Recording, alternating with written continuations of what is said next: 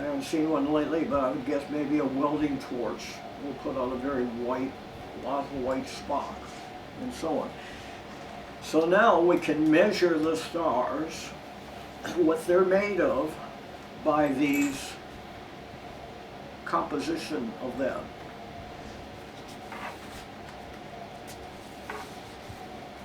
I'm going to skip this. Okay. I've got some that we've gone over that, some of this in the past, and it's pretty hard.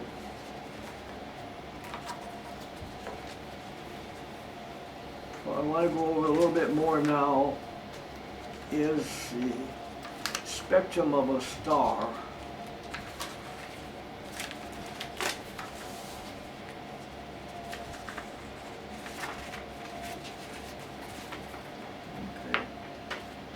Okay, there, just white light, arrow in, and then some kind of slit or lens, and white light comes out.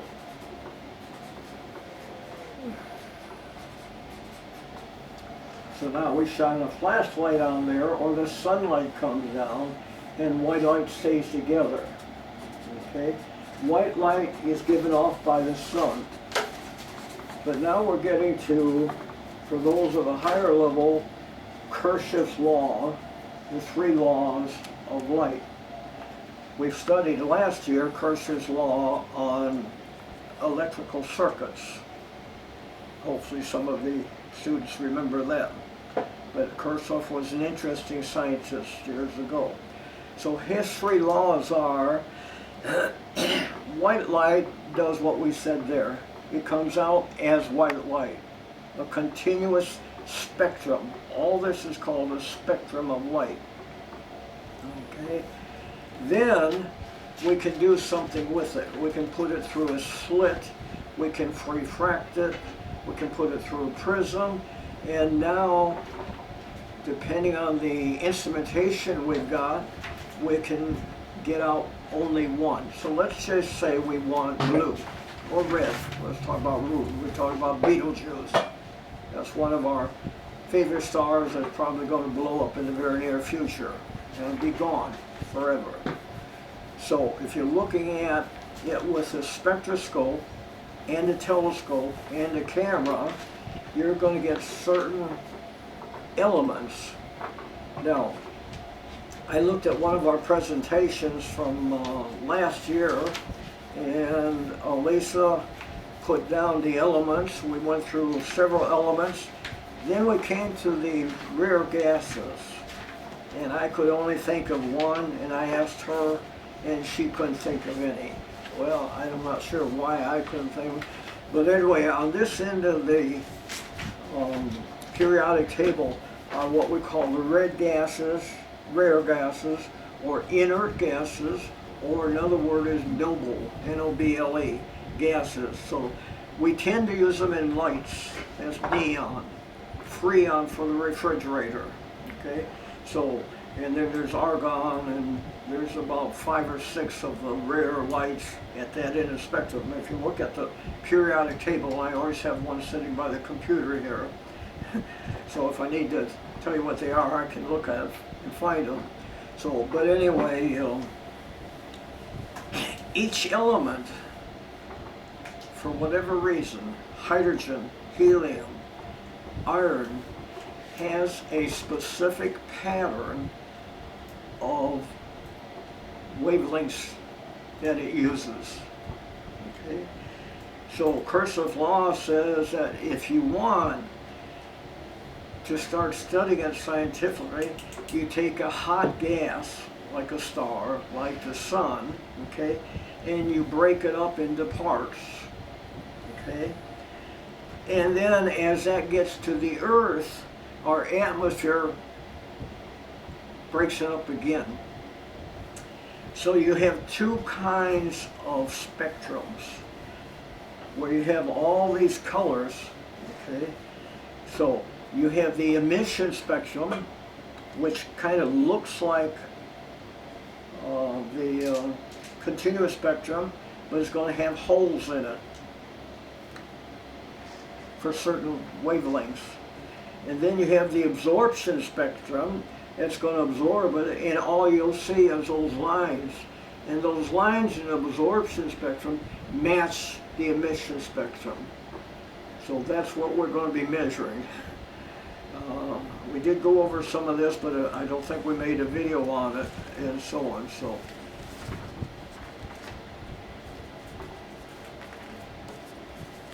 let me see if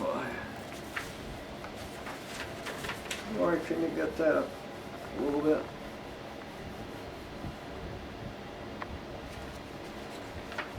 This shows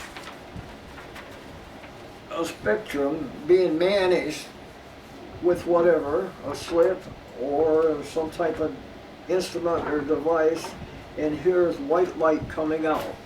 That's Kirchhoff's first law. And then what we're going to do is take it here, you see just one light coming out. Okay, that's just one thing. So then what we do is put that into programs that we did a couple weeks ago.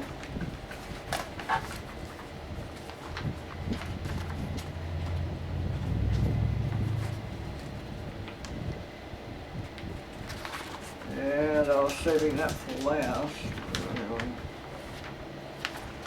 This is a star, Altair, and you can see it's put through a spectrometer.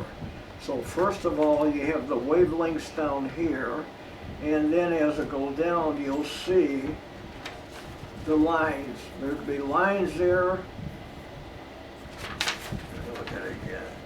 Here, down in this part here, you see the absorption lines. These are the emission lines. So then what you do is you have smart people make a table. Make a table of hydrogen, iron, copper, gold, and so on, and you start to match these things up. So, I'll show you some of the devices we're going to be working with.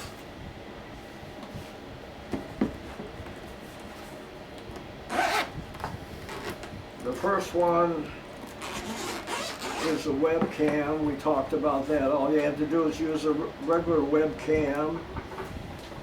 This is a regular webcam. So all you do there is use it as is, but then you need a program on your computer.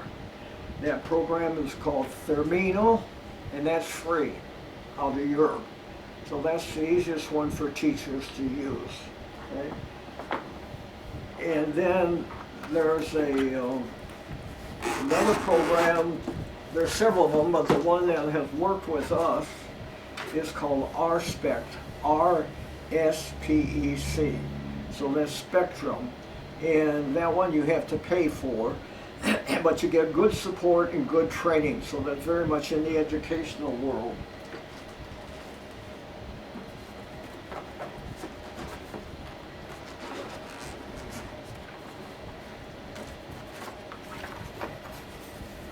So this is a pack from that company here.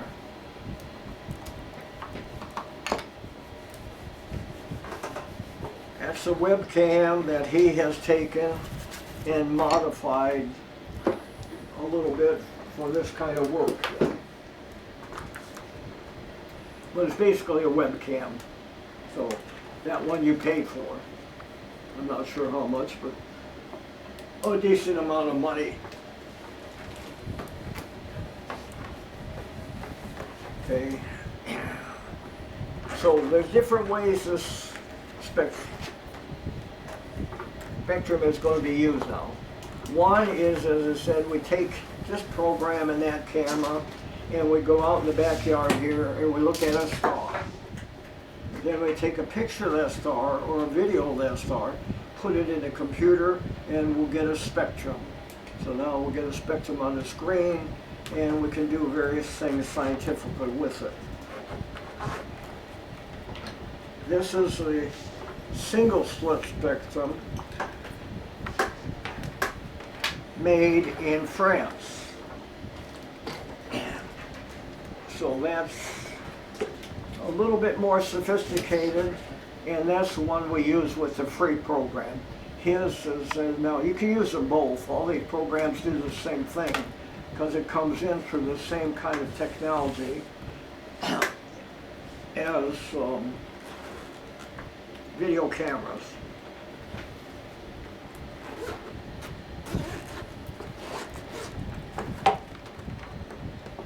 Now this is a kit. It's called the beginner's kit.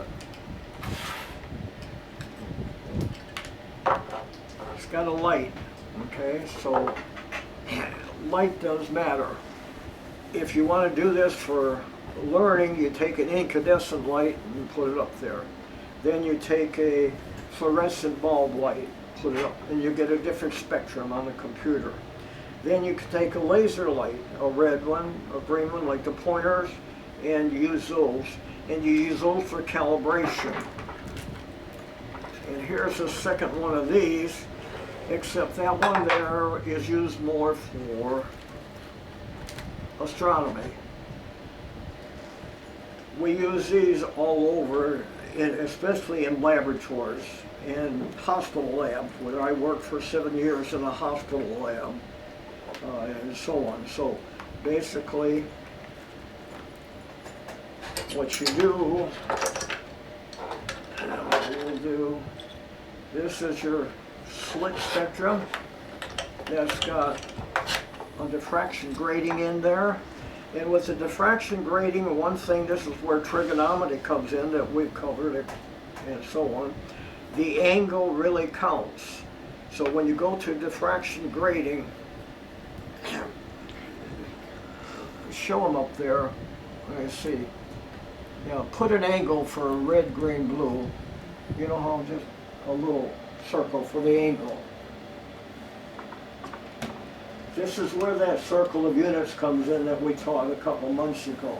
You said an angle. Make that into an angle at the prism. There is an angle. Oh. Yeah, just a little circle, like you do an angle. Yeah. Like that? I'm not sure what you're saying. Like you do an angle. That's how many degrees? That's an angle. There. This is how you determine an angle in trigonometry. Okay? Those angles are important. So when you work in this mirror that's in here, we're going to be making some of these ourselves. The mirror has to be, as the light comes through the slit, okay, it's got to hit the diffraction grating, and then your camera, your eye is here. That has to be at a very specific angle to diffract that light.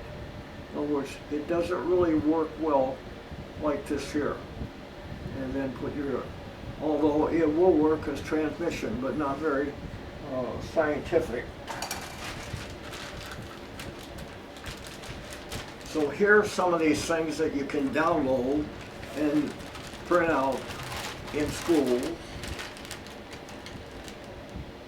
to make your own. Instead of buying it out of France for a couple $100, this is one. Camera fits here. There's your slit. You put your diffraction grating in, and the little one I showed you at the start, a CD or DVD is a diffraction grating. So you can look on YouTube and it'll tell you how to take it apart and make it. All you have to do is do certain things and cut it up, and it will become a diffraction grating.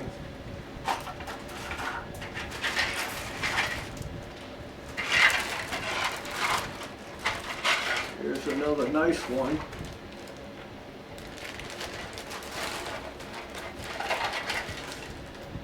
And somebody tried to change the world, but he didn't make it. But anyway, he had a big following for a while. This one's the same thing here, except he put his logo on there. So he did a little bit different.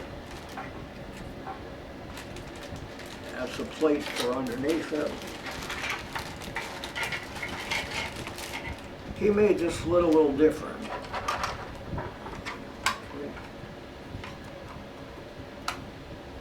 Okay, slit, eyeball camera, diffraction grating, and in this case, what this is made for is, you know what a test tube is?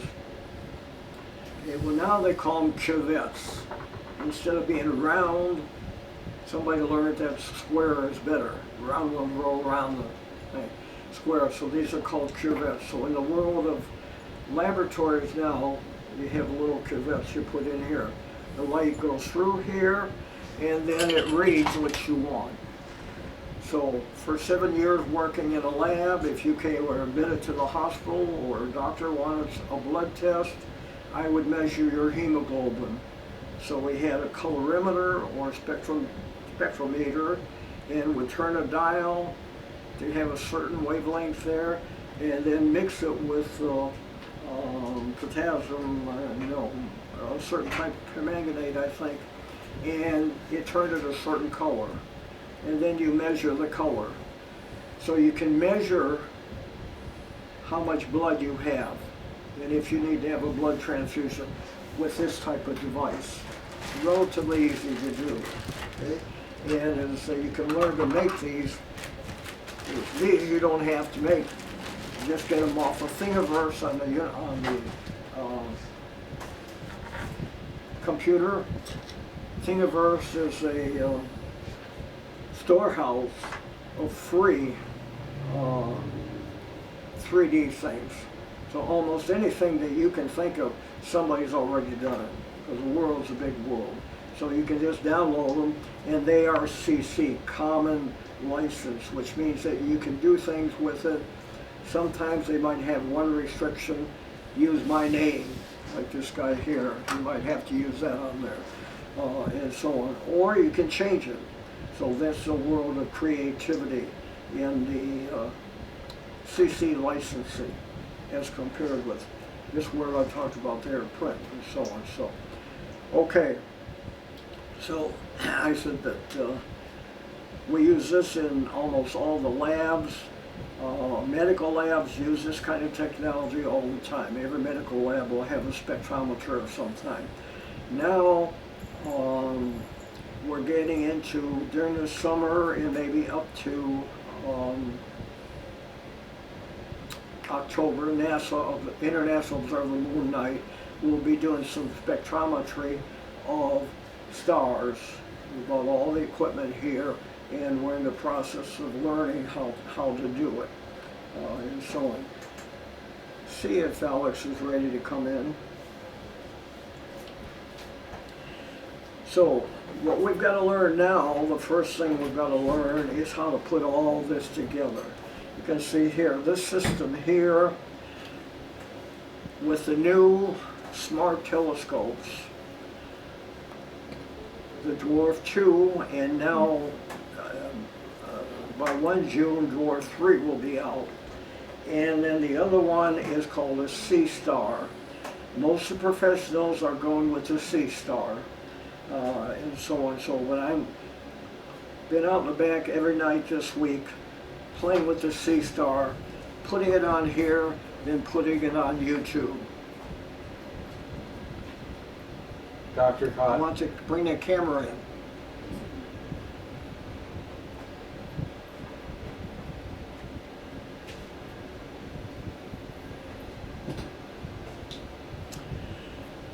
So now, if we're out in the backyard and there's no moon and it's dark, you can't see anything. So what we want is night vision. So what he's going to show here is a new camera we got just like these, very, very cheap for some reason, and it will do infrared. So then I have to have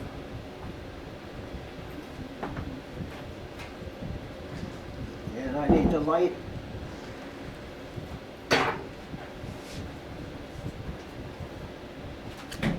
So this camera is about the same camera that Roy's got there, except it's up to date and cheaper, like everything Japan does. So this is about $150 plus. Plus, this will do infrared. Plus, it will do, from what I can tell, RGB. We haven't talked a lot about RGB as far as using it. We have in the past. And it's got Wi-Fi. So when the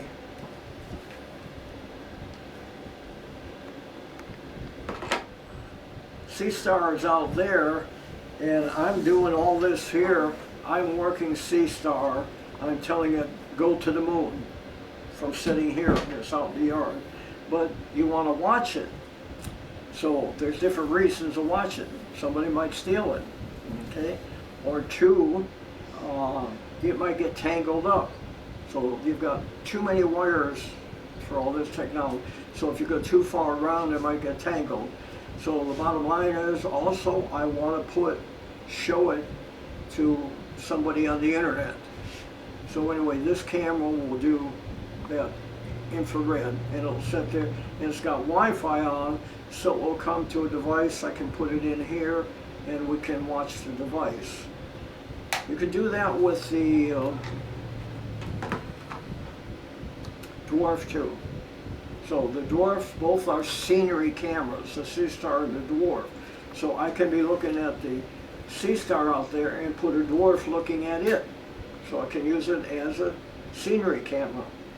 Yeah, or I have two Dwarfs, so I have one out there and one looking at that one. So you can tell that sometimes technology fails you. So here is a infrared light. So this puts out light that your eyeball or you can't see. So you put this on top of there, and in absolute dark you will see whatever you want to see. So they're using these, soldiers are using them, pilots are using them, this is nothing new.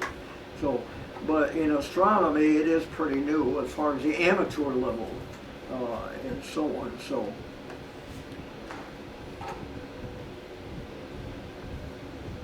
I had one other thought I wanted to try to get across in this as we're closing here. That what we're preparing for is on the moon again. It's June 14th, 15th, and 16th weekend. And we will be at a local library here outside at night with all of our telescopes teaching people as what they call a star party or moon watch. And we'll be teaching them, it's called outreach in the world of astronomy and so on. So on the 14th, we'll be doing it from here with all this technology that you see and so on that I'm testing every night now. So last night I tested the sound. I got the sound working where I can walk outside and talk to you from outside with wireless too. So now I'll be able to take a camera like this here and show you as I walk out. So it's wireless. So we're trying to get as much wireless as possible. So, and then we're working up to October when NASA has their International Observe the Moon Night. Now we've been doing